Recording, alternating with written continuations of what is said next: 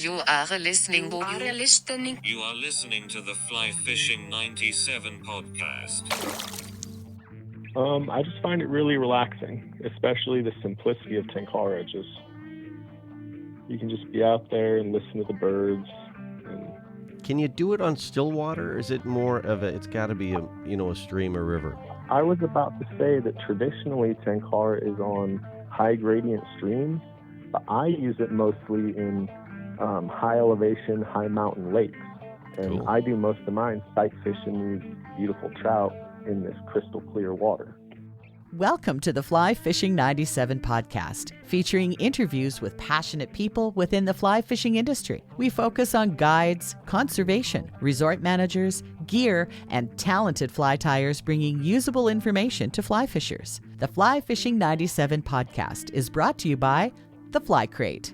TheFlyCrate.com is your source for all things fly fishing. The Fly Crate offers a monthly fly club. We select patterns every month for your home waters. With membership, you'll receive flies created to match the hatch in your area, along with the Fly Crate's guide magazine. The convenience of having flies delivered right to your door. Some sweet stickers. Discover new patterns and start stocking your fly boxes now. TheFlyCrate.com. Here's your host, Mark Hopley. Welcome to this edition of the Fly Fishing 97 podcast. Really happy you chose to join us wherever you're tuning in, and we're going to head out to Northern California, Paradise, California, to be specific. We've got Nick Feller on the line. Now, Nick is into Tenkara, and this is something that has intrigued me for quite a few years. Really, full disclosure, know not a lot about. I was trying to do some research before we hopped on this call. But we're going to find out all about Tenkara and what makes it so special and why Nick chooses to chase fish in this fashion. Nick, thanks for coming on the show today. I appreciate it. Yeah, thanks for having me, Mark. And full disclosure, I'm no expert, so I can't tell you everything about Tenkara, but be happy to share what I do know. Yeah, well, I like that. That's honest. And you know what? We're all learning, and that's what I think fly fishing is all about. You just never stop. Tell me, we were just chatting before we kind of started recording, but it sounds like basically you've been doing this from day one and not a lot of other fly fishing. Tell me how you came to discover Tenkara. Okay, so, like brutal truth, I was using a telescoping spinning rod, and I used that for, I think, a season and a half or so, and I caught my biggest trout to date, probably 24, 26 inches. And I was using a Thomas buoyant spoon with a treble hook. And I had gill hooked it on the inside of the gill. And very unfortunately, that trout died in my arms and it bled to death. And I spent a good half hour or so trying to revive it in the water until it got dark. And I felt really just so bad about that I started to look into different fly fishing options and how I could take that backpacking, and I stumbled on a Reddit rabbit hole of something called Tenkara. And turns out you don't even need to bring a reel. So there's half my weight right there. So boom, sold. And long story short, here we are. I love it. So, okay, so who did you learn from? Did you you mentioned you jumped on Reddit. Did you learn mostly online, or was there somebody that's kind of mentored you a little bit, or, who's influenced you, if you will? I'm pretty much entirely self-taught off of like forums and YouTube videos. I actually created a group online called the Fixed Line Freaks, and we just had our first Northern California meetup about 2 or 3 weeks ago, and I got to actually see for the first time another human being use a Tenkara rod. So that was pretty cool. And one of the guys has been doing it for 10 years, so he's much more of an expert than I. I've only been doing it for about a year now, actually. Yeah. Okay, cool. So we're going to get into, the gear, what you need, I'm really curious, even as simple as how you tie on to the end of it, not having a reel. Like for me, that would be definitely a learning curve. We'll jump into that. I want to get to know you personally a little bit off the water. You ready for a few random questions? Yeah, sure. Let's talk tunes. If you're driving in your vehicle on the way to your favorite stream or creek or river, what is playing in the stereo? Usually some older country music, but if it's not that, my girlfriend Maddie, she's got me into this chill wave kick. I don't know if anybody knows what chill wave is. I didn't know what it is. I still really don't understand it. But there's this dude named Goth Babe. Sounds weird, but look it up. He plays some pretty cool, like just chill music, and it's really good driving music. I like to listen to it while time flies. I'm going to look that up. Is it kind of beachy stuff, or how would you describe that? Oh, gosh, yeah, I would describe it kind of beachy. It's real good beachy music. He surfs, so he like surfs and rock climbs, and as far as I know, it's just it's a dude. I can't think of his name right now off the top of my head, but him and his dog just like travel in a van or like a camper truck and just make music. So if you're heading out to do the little Tenkara today, what's a go-to fly? Like, what pattern are you reaching for more often than not?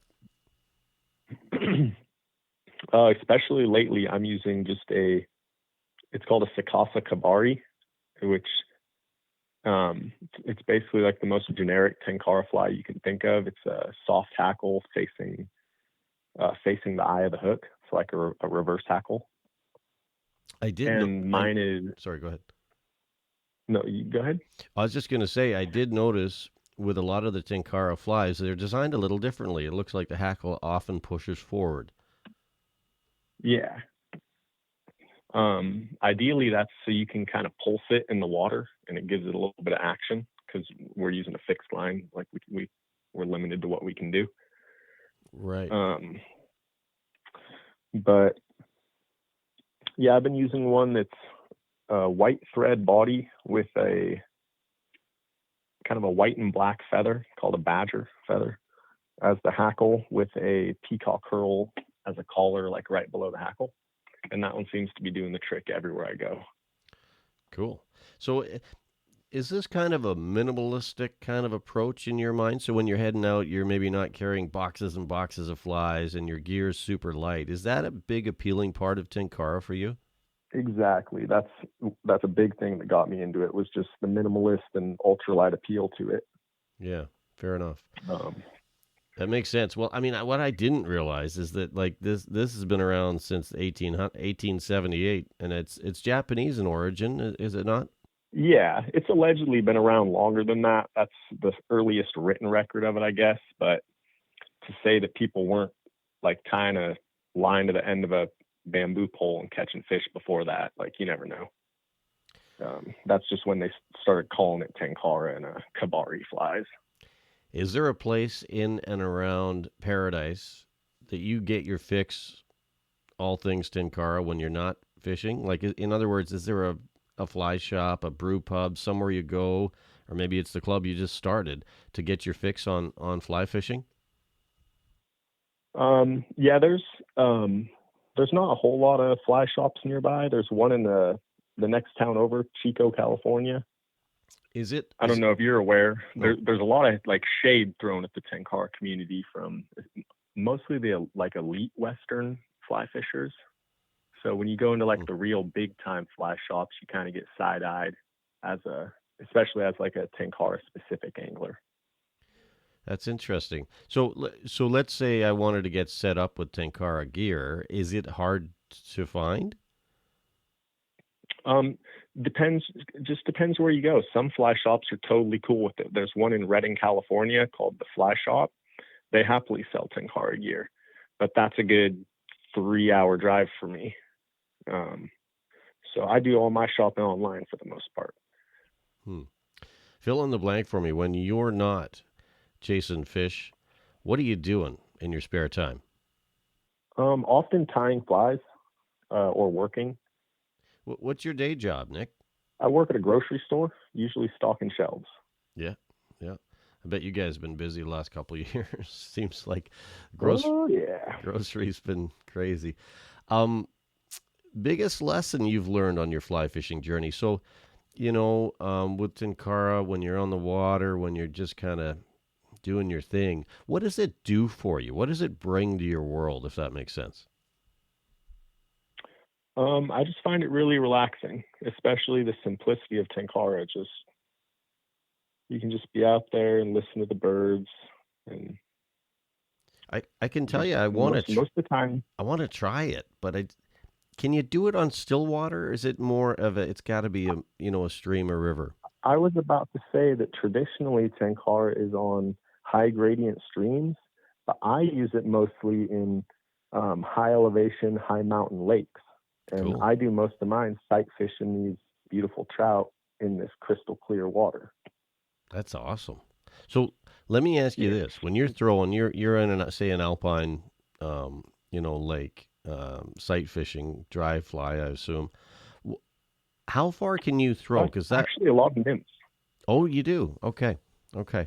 So you're the Kabari actually floats, and then it works a little bit into the kind of the film, the top of the water column, and they'll hit it there, and they'll kind of hit it sinking. Sure. But there's a couple lakes in particular where I have to throw on a traditional pheasant tail nymph, and they will not leave it alone. But they won't. They have no interest on anything on top. Interesting. So you're kind of, maybe they're taking it as an emerger as they're coming up. Yeah, I was standing in one of the lakes, wet wading, fishing, and I had like an inch long, I'm not sure if it was a hellgrammite or what, swim up and land on my leg. So I know they're keying on some kind of big bug in there. Yeah. So, okay. You got to tell me, so how far can you throw? So for those of us that don't, I know there's some people out there that are avid, and some people know nothing. We got all kinds of levels. So let's kind of take it back to the basics. I realize the rods are telescopic and they're fairly long, but if you can verbalize, like, how long is a rod and how far can you throw it, and kind of what's the limiting factors there, if you will? Okay. So the rod that I've been using the most lately is 360 centimeters. So it's just about 12 feet. And then I tie on 13 feet of level line, and then about 3 to 4 feet of 6X tippet, and then my fly. So that gives me, I can't do that kind of math real quick. I'm sorry. That gives me 30 feet. Well, you're getting out there. Give or take. Yeah. So, yeah, that's a long rod. In my opinion, most fish are caught in about the 15, 20 foot range. So yeah, 100%. I don't think I'm that limited with a Tenkara rod. No, not at all. No, so when you say level line, what exactly is a level line? It's not tapered or weight forward. Is that what you mean by that? Yeah, correct. It's just I know literally almost nothing about Western fly fishing, so I'm not sure about all the different types of lines and what they're called. But it's I think they called it a PVC line. No, because the PVC line's the floating one that I have. Yeah, it's a 3.5 level line, I believe is what they called it. Okay, and does it come in different lengths, or is there a standard type length? You can buy it and cut it to lengths yourself, but I've gotten all the pieces that come in set lengths with there's a tippet ring on one side and there's a loop on the other side to attach to your Lillian, which the Lillian is at the tip of your rod, and that's where you tie your line on. Yeah, so I was YouTubing, I was looking at some of the videos that you had on your YouTube channel and kind of just watching other folks doing Tenkara. And that was the one question I had, is that better be a good knot on the end of your line. And what blows me away is it's actually like a really silly, like it's just a basic slip, like a loop, like a slip loop. You just put a stopper knot on there. Yeah, sure. And somehow that works. I don't know. Yeah. Yeah, no, I saw how that was done, and it looked very straightforward. It looked very simple. Have you ever got broken off? Broken off at what? Like on what area? Sorry, yeah, exactly. I should be more specific. On the tip of the rod. Like, so has that not ever let loose on you? Like the main line? I've broken my tippet a lot, like my 6X and my 5X tippet. I've broke those a lot, but the actual, like the line itself, I've never broken. Okay, so then you've got, after this level line, how long of a leader or tippet material do you normally use? Usually about 3 to 4 feet of tippet, usually 6X, which I think I have in front of me. It's 3.4 pound copolymer with a PTFE coating. Okay. Do you use For any those of you that are familiar with those terms. fluorocarbon, or is that not used much? No, I don't. I don't, at least. Yeah. I have some friends that don't even use tippet or anything. They just tie straight monofilament basically to the tip of the 10-car rod, and they do fine. Sure. Yeah. As long as you're probably fairly thin, I could see that working. Yeah, usually 6-pound test, maybe 4. Sure. So do you do a lot of hiking? Do you spend a lot of time climbing or hiking around to some of these elevated lakes that you're at? Yeah, as often as I can. Me and my girlfriend and I, we both work a lot, and usually we get Saturday and Sunday off for the most part. Or I work Saturdays, but I'll get off by about noon.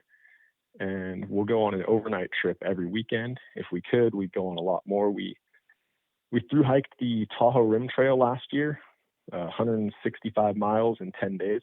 Wow. And that's kind of what really got me into the ultralight mentality, because we did that with more like standard heavy gear. And we're both small statured people. So the frame backpacks kind of dug into our bony figures. And yeah, I've been there. First thing we did when we finished up that trail was order up a ultralight frameless, and henceforth that led me to Tenkara. Yeah, I could see why, when you spend a lot of time, hiking, climbing to some of these locations, you want to be ultralight, and Tenkara would be nice. So when the rod telescopes down, how big is it? Is it like a small pack rod then? They make some really small pack ones. The one I have is 21 inches when it's collapsed. So that's small enough for me. They make some that are like 10. What's your go-to brand? Like, is it, you don't sound like you're a gear guy, a gearhead that's totally has to be this brand, but what would you recommend for somebody getting started? I personally love Tenkara Rod Co. They are my go-to brand. Okay, cool. Are you sponsored by them, if you don't mind me asking? No, I have no sponsors or affiliations with anybody at this time. Right. I just noticed your Instagram, NorCal Tenkara. It sounded like like you were turning it into a business, but maybe that's just the way I perceived it. Initially, I made it as just like a group of. My idea of the page was going to be a way for a group of anglers to interact. Because for me, it was hard to find information on Tenkara in English. And there's a lot of people in America that Tenkara fish. There's just not a lot of written information about it in forums online, or you have to dig deep to find them. So I amassed this page, which when we got into winter kind of turned me into fly tying. And that's kind of evolved into something huge, because now I am kind of selling flies. Right. But it's a crazy journey. That's a rabbit hole too, and I think it really helps with the understanding of what we're doing, right? The the life cycles of insects. You've always got your thinking cap on, and then in the winter it gives you something to do, right? Yeah, exactly. It keeps you busy. I got to admit, man, I find it funny how, as a group, fly fishers, like for instance, I use a lot of indicators, and some people I know frown on that. They're like, well, that's not fly fish. I'm like, well, man, that's what I do to catch fish. That's like the hate for your own infant. Yeah, who cares, right? Do what works for you. And I don't get it. If you're catching fish, go ahead. Exactly. But I've got to admit, with the Tenkara thing, I have been in shops and seen people ask about it, and kind of seen the eye roll once in a while. It's like, well, I don't even profess to know what it is. But as I started looking into it, I could see, especially in like alpine streams, where you're going ultra light, I could see a lot of, I could see why you're into it. And then also having the longer rod, you can flick that into all kinds of little, nooks and crannies along cliffs and kind of cut banks, that I'm sure you could probably find some, like you said, most cats. Well, in these lakes that I go to, half the time the fish cruise the banks looking for food. And so they'll come to you. You just sit there, and I'll put out a fly, and it's when I see one come by, I twitch it, and 9 times out of 10 they'll hit it. I just caught my biggest trout on Tenkara yet. About 3 weeks ago, I caught a 19-inch rainbow trout. Nice. So here's what I'm thinking. Let's say I'm doing tenkara. I'm on a still water in my area, and it's a 5-pound rainbow. This thing hits, and I think I'd be going through a lot of tippet material. I think, when I run out of line, obviously, because I'm so used to playing with the drag, and we get some screamers up here. Like I'm telling you, they'll take you all the way in your back in 3 or 4 times. And I'm wondering how that would work with tenkara. It would probably just break off. No, I don't know. Yeah, I'd say it would probably just break off. And in areas like that where you're mostly hooking into just like big tanks of trout, like maybe that's not ideal tenkara water. However, if you're into it, you can talk to Karen Miller of Zen Tenkara. Okay. Her whole brand is designed around like saltwater tenkara and catching just monstrous fish with these things. Like she's going down and catching bonefish and permit on these fixed line rods. Some people argue that to even call them tenkara rods, but that's wild. That's neither here nor there. That's why. Yeah. That's kind of why we all started the Fixed Line Freaks group, because there's no wrong way to catch a fish, man. No, 100%. And I could see. I mean, let's face it. Most of the alpine lakes, the fish don't grow that big because it's a short season. They're beautiful, but they, and sometimes I feel like it's overkill what we're doing. You know what I mean? Like you're catching a 12-inch beautiful wild rainbow. You don't necessarily need the fanciest drag because usually those fish don't take a lot of line. They fight, but they don't get huge. I catch with tenkara. People say that it's an ineffective way to bring in fish and it puts too much stress on them. But most of the fish I catch, I can land within 45 seconds to a minute. That 19-inch one did fight me for about 2 or 3 minutes, though. I will say that. But how long do you guys fight trout, like bigger trout on a Western setup? Well, we try to get them in quickly just because it's I'm usually using 10-foot rods, 5-weight, with plenty of backing. So and I use the reel. So I mean, I will strip in on occasion, but that was my question for you, Nick. Is so when you've got a fish on, how do you play it? Do you just strip the line? I don't even know how to do that. Like, how would you do that? So honestly, with tenkara, you kind of get this thing that's called a dynamic drag or dynamic resistance. Right. Whereas opposed to with a reel, when they pull X amount, they're just stripping line out. With tenkara, the harder they pull, the greater the resistance. Right. So really, they give you one good run and then they give up, maybe 2 runs. Okay. But so when you bring the fish in, are you lifting? Kind of turn and you bring them in. Sorry, go ahead. No, I was just going to say, are you elevating your rod to get it to your feet? Like, how do you do that? Or do you back up a bit? You kind of back up a little. There's a move called the helicopter maneuver, if you want to do that, where you kind of lean your right arm holding the rod, if you're right-handed. You lean that behind you, and with your left hand, you swing your hand forward and catch the line, and you can hand line the fish the rest of the way in. Okay, that makes sense. Yeah. Yeah, because you can't. That's usually if you're using a really long line. Otherwise, you can usually lean back and get the fish into a net. I think it'd be pretty cool to try this. I really do. I like you say, it's really fun, man. There's a time and place for it. I could see certain fisheries maybe wouldn't be ideal for it, but it's cool. And I get a kick out of the pattern. So tell me what tying the tenkara patterns, what has that brought into your fly fishing journey? It's probably the closest thing that I would say I've been able to do that's I would consider like an art or like arts and crafts. Because I can't draw to save my life. I can't sculpt clay or any of that stuff. Mm-hmm. My girlfriend's an artist. She's a photographer, painter. No, I have none of that. But time flies seems to work, and it's relaxing. And what kind of advice do you like to tie on? Anything specific? Oh, I just got something fairly cheap for now. It's a Griffin spider vise. Oh yeah, yep. I upgraded to it's a rotary vise. I finally upgraded to one of those about good call 6 months ago. Yeah, that's a game changer, isn't it? Oh yeah, I was using one of those ones that came with a Wapsi fly tying kit. Yeah. Those it was pretty bad. Well, and that's it. A lot of those fly tying kits, you're never going to get the best quality, but you're smart. I mean, the vice is key, isn't it? Do you have any preference when it comes to thread or any specific tools you'd recommend for those of us that are maybe gonna? I often use UTC Ultra Thread 140 denier. Yeah.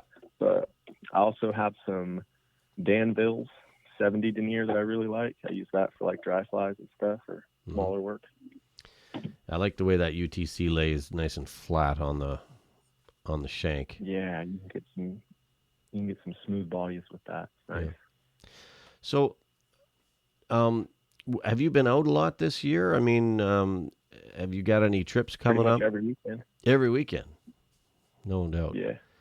Okay, so are you chasing some golden trout sometimes, or what? I know you're in the Lost Sierras. I heard you call it. Maybe verbalize around Paradise, California. That whereabouts are you fishing? And don't be too specific, but just generalities. Mostly I'm fishing somewhere off the Feather River. I'll say that much, I suppose. Okay.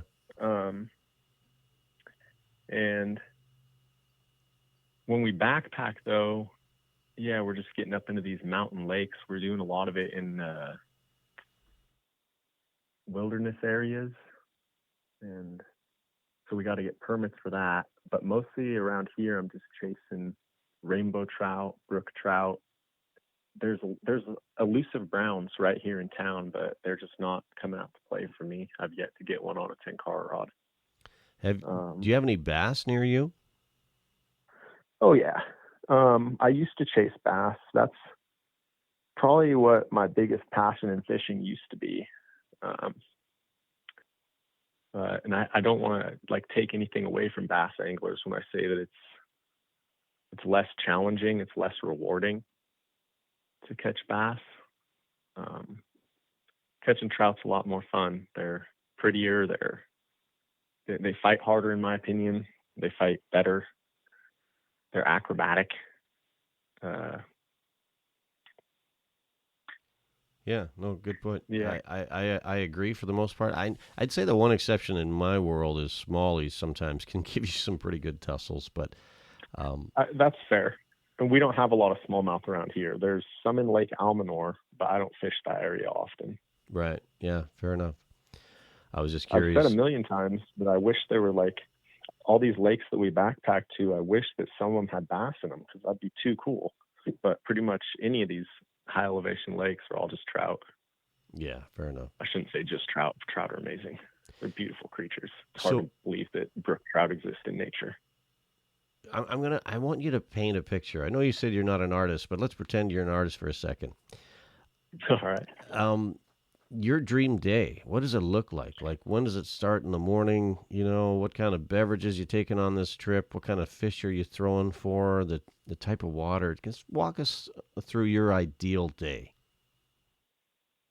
Probably waking up at just one of these lakes that we go to, and just waking up at a lakeside campsite. I'll call it a campsite. It's not really a site, but waking up, wetting a line, catching a few fish, let Maddie wake up, get some coffee going, eat a little breakfast, cruise 5 or 10 miles to the next lake and set up another camp and get into 20 or 30 fish there before bed.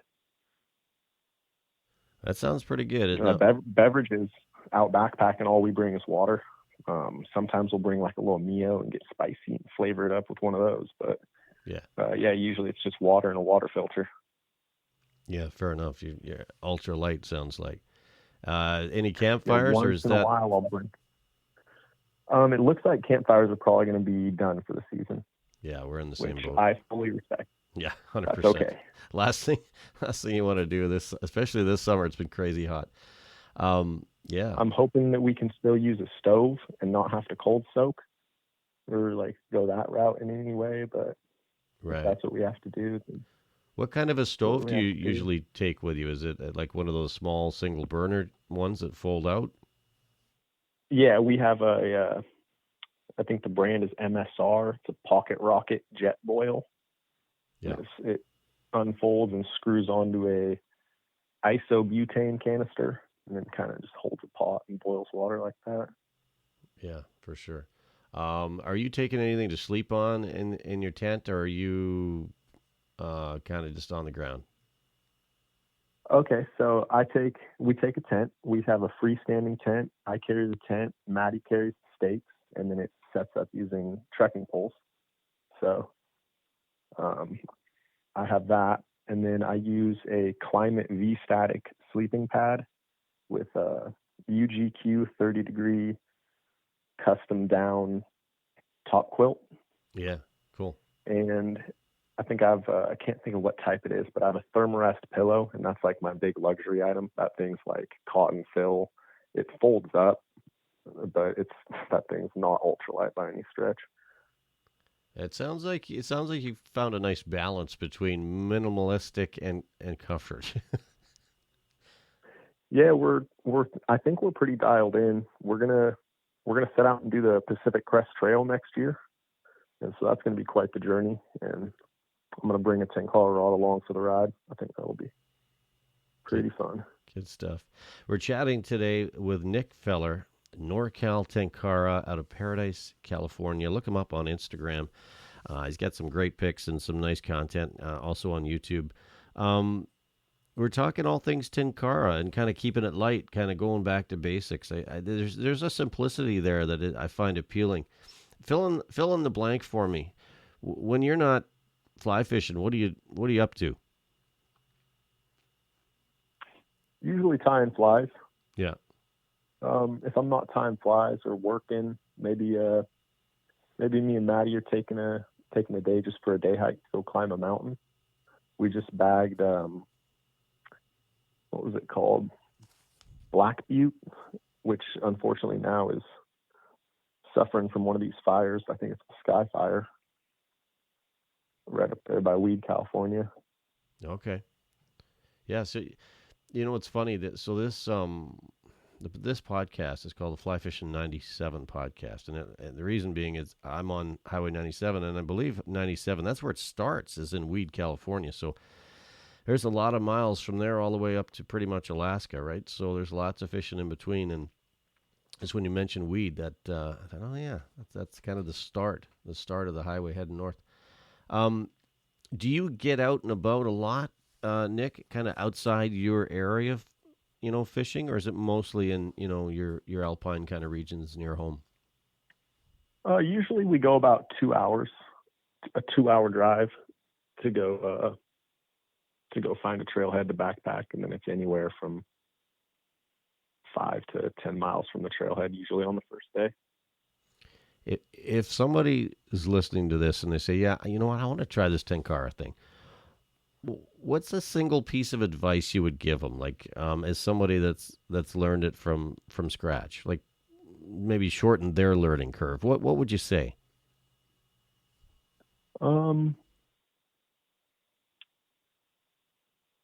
Just don't be afraid to get out there and try it. Like, it seems weird and it seems totally backwards and intimidating, and it gets weird looks, but don't be afraid to get out there and try it. It's way more fun than it looks, and it's way easier than it looks. It's way easier than Western flies, easier than spin fishing. Like, it's just really simple and light. And so yeah, what length of a rod would you recommend? Because it sounds like, being telescopic, if I'm going to fish, say, small, either spring creeks or small mountain streams, what length of Tenkara rod would you suggest? I would ask some questions about like overhang, what kind of stuff you're working with there. A 12-foot rod is pretty standard. I started with a 10.5-foot rod, and I found that to just be perfect. But the rule of thumb is if you can go bigger, go bigger. I have a 17-foot rod. I usually use that for really open water. Wow, 17 feet. That'd be cool. You could really cast. I mean, how much line do you have on that? That one's actually what's called a K-Roo rod. It's similar to Tenkara, but It's usually more used for weighted flies and bait fishing, like live bait from the source. So I use that one with 16 feet of furled line. And then after that, I pretty much rig it up like a drop shot for bass. And I'll flip some rocks and grab the biggest stonefly I can find, as long as that's legal in the waterway that I'm fishing. I'll flip a rock and grab the biggest stonefly I can find and put that on a hook, and that is some fun on a 17-foot rod. Biggest thing I've caught on that so far is a 13-inch rainbow, but boy, that thing was bending and whipping around. You're killing me, man. I got this purist thing in my mind, and then and then you got a dragonfly or a stonefly nymph on the end of it. That's funny. Believe me, I know how effective that can be. It's illegal a lot of places that I fish, but when we were kids, yeah, that's I usually stick to a lot of tailwaters and a lot of these little water creeks that are, what's the word, non-andronymous. Yeah. Because those are a lot less regulated, at least here in California. It seems like they really only care about steelhead and salmon. And really, I'm not aiming for those with a Tenkara rod. So, yeah, I'll go to these other waterways, and pretty much there's no rules. Usually the only rule is keep 5 trout, but I'm not keeping anything. So, on your trips, on your journeys, kind of headed out to the alpine lakes you often frequent, have you had anything weird that's happened to you in your time, whether it's wildlife stories or fishing stories? You know, you wouldn't believe this, but this actually happened. Anything come to mind? We had, just about a month ago, we had a bear get our bear bags, but like it didn't really get them. It just chewed them up, which was almost more funny. And all, like, our stuff was, some of it was punctured and the rest of it was kind of okay if it wasn't crushed.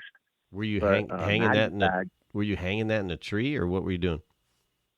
So we have what's called Ursacs, which you might be familiar with.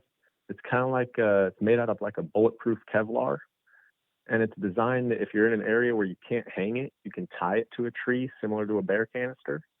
Okay. So we were in an area where just there were no real trees that you could hang off of.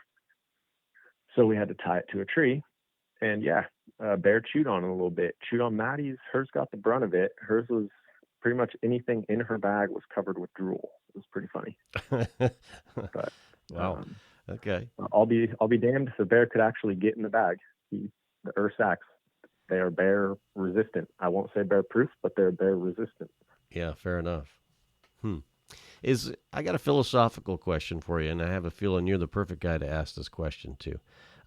Is there anything that you would change about the sport of fly fishing in general? Is there anything that kind of irks you, or maybe we should do a little differently in your mind? The only thing that irks me, and I don't direct it towards anyone, is just a lot of the elitism that comes along with fly fishing. And I don't think anyone's trying to do it. And there are a lot of people out there that aren't elite at all and are really cool. But yeah, just there's a strange divide in the fly fishing community. Do you see that a lot with Tenkara? With Tenkara, it's a lot less so, but there's elitism in everything, and I've definitely met some. We'll call them traditional Tenkara anglers. Yeah, no, I'm sure it's pretty diverse, right? No, it's interesting to me. I got a real stupid question for you. Where do you keep the line when it's not casted out? Like when the rod's put away, or just no. So let's say you take your rod out and you have your line. Like, yeah, well, I guess that's what I mean. So when you put it away, do you just wrap it around the handle? Do you cut it off? What does that look like? Usually there's these line spools, and you just wrap it around the spool, and the spool can slide down the rod half the time. I have what's called an Akari fly box. You can find them at Akari Fishing, and it's designed around Tenkara, and it actually holds 2 pieces of line around the sides. And it has a magnetic lid, and on the inside it holds a handful of flies. And it weighs next to nothing. It's perfect for the minimalism of Tenkara. I noticed some of these rod companies have like kind of a plug in the end of the rod, so when you pull it out, and then it actually inserts into almost like the butt of the rod. Is that a fairly common thing? I think that's only a thing with Tenkara USA, but I could be wrong. Which they're a brand. Okay, yeah, that was actually what I was watching. Yeah, Tenkara USA, I think it was. Yeah. Yeah, they do have a new system where the plug goes into the butt. But I want to say that Tenkara Adventure Outfitters just came out with a new rod that does that. But I'm not positive. Okay, and again, the brand that you choose, you like, is called what? Tenkara Rod Co. Tenkara Rod Company. Yeah, yeah, I've seen them. I've seen them pop up on my feeds and whatnot. I have the Sierra rod, and that was my first and favorite rod. And now I have the Yari rod, which is their newest rod from. It was made in partnership with a company in Japan, and it's a very premium rod. The top two sections are fiberglass, so it's about the softest, most flexible rod I've ever fished with, and it's just a ton of fun. Cool. Yeah, I got to admit, so I went through this phase where I tried to minimalize my gear. I tried to go lighter weight, and what I found was, to be quite honest, where I'm at is super windy a lot, and I struggle going too light a weight. But the length of the rod is huge, so I would imagine, what's it like casting these, up to 17-foot rod? I imagine you can get some, that would probably help in any windy situation, I would imagine.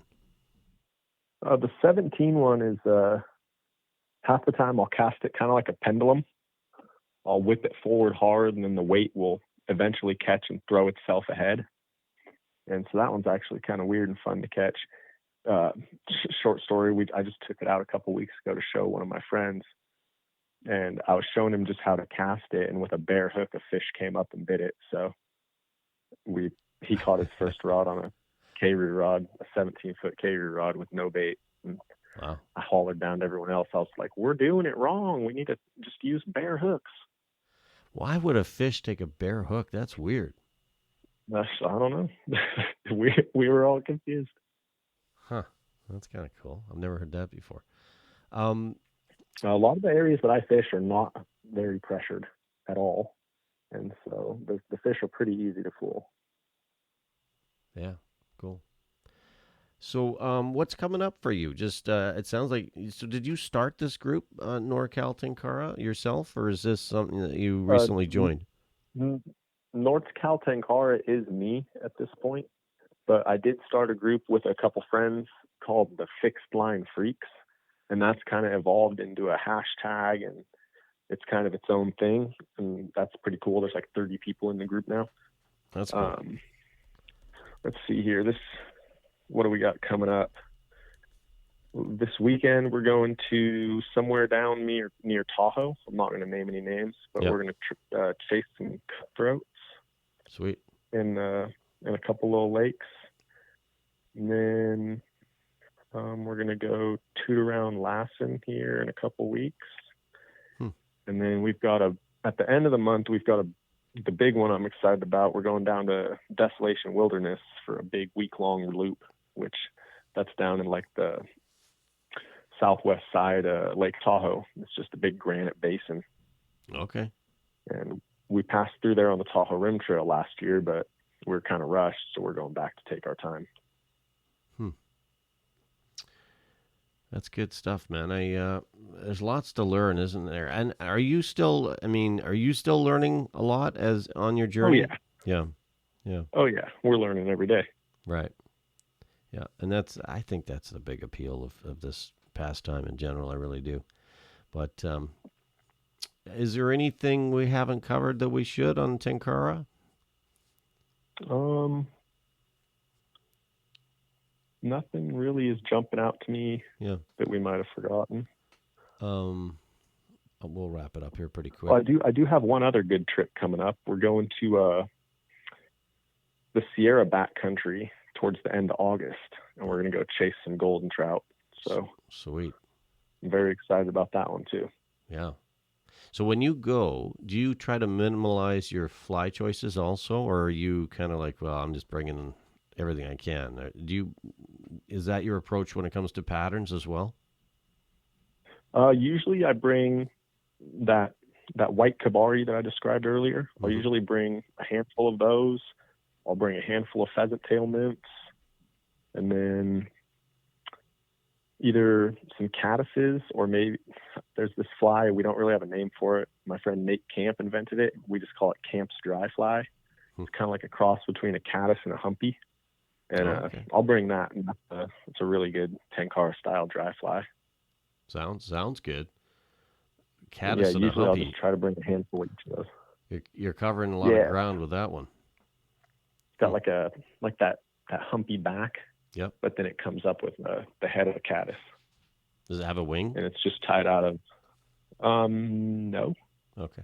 Not really. I'll send you some pictures. It's just tied out. It's got like a tail and a back, and then like the head and the front wing, whatever you call that, the wing or the front. It's not really a wing though. Yeah, I got you. Yeah, it's just tied out of a rooster hackle and then a little clump of either elk or deer. Well, I love what you're doing, man. It's interesting to me when you just kind of you find that passion, you just follow it, and it sounds like it's growing every day. And I wish you luck on this journey. Where do we find you on Instagram and whatnot if we want to follow along on some of your tenkara adventures in California? At NorCal Tenkara. Okay. You can check me out on there. Anybody, if you want some stickers to represent the brand, I just got a bunch of stickers made, no cost. Just let me know where to send them. Cool. Well, keep up the good work and enjoying those hikes in the Alpine, Nick. Thanks for doing this, man. Yeah, and thank you so much for having me on. It's been fun. Yeah, my pleasure. We've been chatting tonight with Nick Feller out of NorCal Tenkara. He's out of Paradise, California. Spends a lot of time in the Lost Sierras. It's pretty interesting stuff. Japanese origin and in the 1800s, kind of an old historic way to go about it in a telescopic rod. This Tenkara thing kind of intrigues me. We'll probably do more on this in the future, but thanks for joining us this time around. The Fly Fishing 97 podcast is brought to you by theflycrate.com. Thank you for listening to the Fly Fishing 97 podcast. Your feedback matters. Let us know if there's a person or topic you'd like discussed. Email us at mark@flyfishing97.com. Until next time, tight lines, and we'll see you on the water.